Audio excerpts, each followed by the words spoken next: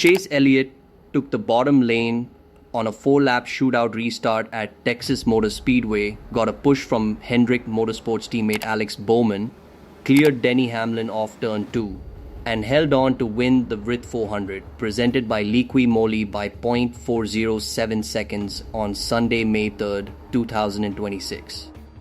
Thanks everybody for coming out. You guys, awesome, great crowd as always. I've not been a huge fan of this place, and I've made that very obvious. But you know, to continue to work hard, and I really think, you know, this is a testament to. Elliott became only the second driver in 2026 with multiple wins, and he did it at a 1.5-mile Texas Motor Speedway oval he has openly criticized for years, starting from 14th on the grid. The WRIT 400 ran 267 laps and was the 11th race of the 2026 NASCAR Cup Series season. The weekend itself featured 4 races in 5 days across all 3 NASCAR National Series. Carson Hocevar won Friday night's SpeedyCash.com 250 in the Truck Series, and Kyle Larson won Saturday's Andy's Frozen Custard 340 in the O'Reilly Series. Reserved grandstand seating for the Cup race was officially sold out, with fans in attendance from all 50 states, the District of Columbia, and more than 15 international countries. Spire Motorsports locked out the front row in qualifying Carson Hocevar on pole for the second consecutive year at Texas, with teammate Daniel Suarez alongside him. Hocevar led the first 19 laps before Hamlin's No. 11 Joe Gibbs Racing Toyota took over at the front, holding the top spot until pitting on lap 37. Eric Jones won Stage 1 after staying out on strategy, his first career NASCAR Cup Series stage win in the No. 43 Toyota. Hocevar, Ricky Stenhouse Jr., Ty Gibbs and Chase Briscoe rounded out the top 5 in Stage 1. Christopher Bell owned the point late in Stage 1, leading 22 laps total before his afternoon ended violently. Corey Heim, in only his 3rd Cup start of 2026 for Michael Jordan's 23XI Racing and 10th overall in Cup, led 69 laps in the No. 67 Toyota and ran near the front for much of the afternoon before spinning and hitting the wall with 11 laps remaining, triggering the race's 4th and final caution. All leaders except Tyler Reddick, who took 2 tires, stayed out for the restart. Elliott took the bottom lane with Bowman directly behind him, cleared Hamlin off turn 2 on the opening lap of the restart, and managed the gap through the final circuits. John Hunter Nemechek spun with 2 laps to go after contact with Kyle Busch in the back of the field, but brought his car to the apron. The caution never came out. 20 cars finished on the lead lap. 4 drivers recorded DNFs: Heim, Ty Gibbs, Joey Logano, and Christopher Bell. 11 different drivers led laps across the 267-lap race. Chevrolet recorded its series' best 19th win at Texas Motor Speedway and has now claimed 6 of the past 8 races at the track. Elliott led 87 laps more than any other driver for his 23rd career Cup Series win and his 2nd at Texas, where he also won in 2024. You know, we've not been where we wanted to be throughout portions of this season, and man, everybody's just been digging in really hard, from the engine shop at Hendrick Motorsports to, you know, all the setup shops to everybody at Team Chevy. He has now won multiple races at 8 different Cup Series tracks. In his previous 10 full-time Cup campaigns, he had never reached 2 wins before the 17th race of the season. This win came in the 11th race of 2026, just 4 races after his first victory of the year at Martinsville on March 29. His post-race statement on the FOX front stretch broadcast was direct. "Man, first off, thanks everybody for coming out. Great crowd as always. I have not been a huge fan of this place, and I've made that very obvious, but we continue to work hard. I really think this is a testament to the whole No. 9 Chevrolet team, but not just the No. 9 team, but everybody at Hendrick Motorsports.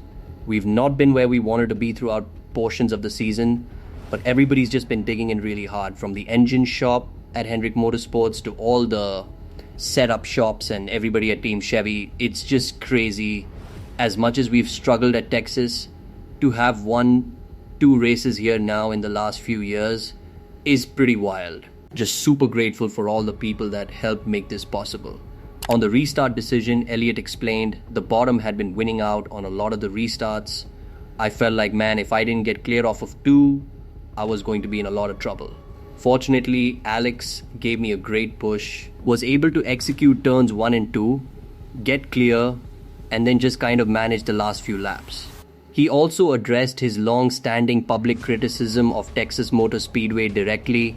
I've trashed this place for years. I didn't like what they did to the racetrack in reconfiguring turns 1 and 2.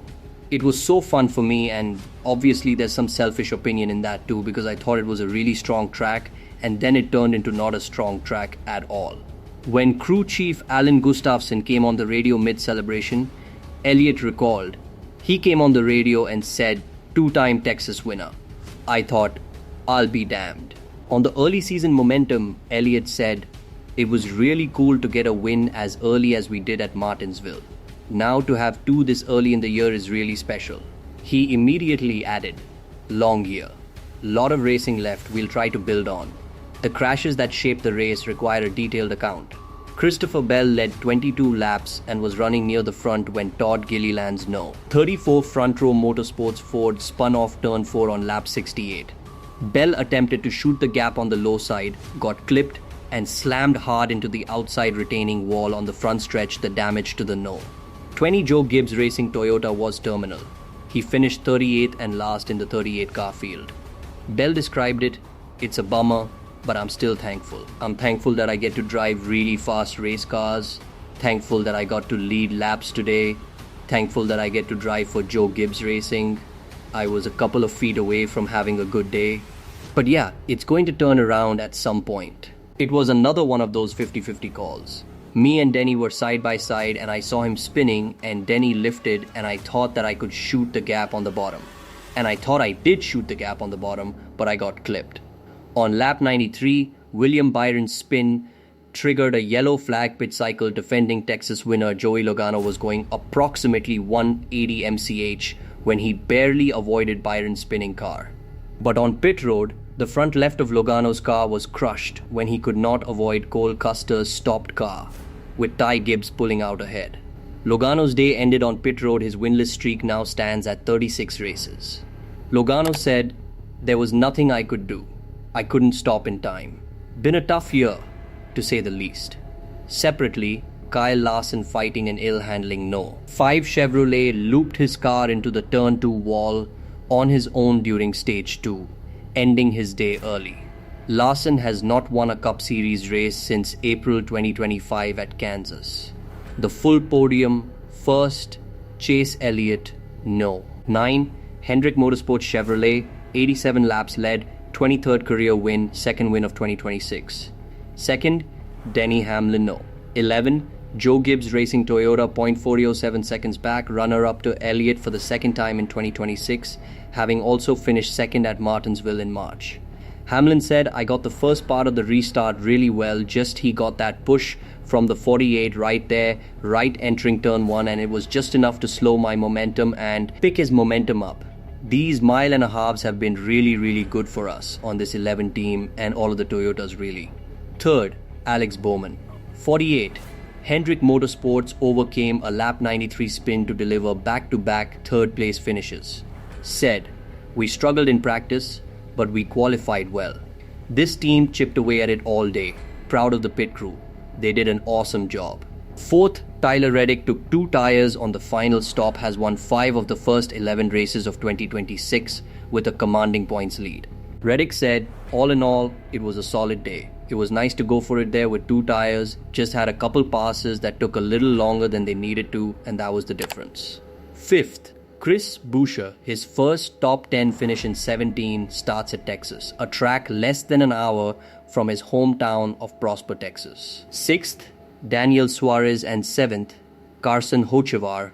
Spire Motorsports locked out the front row in qualifying and secured a double top 10 in the race.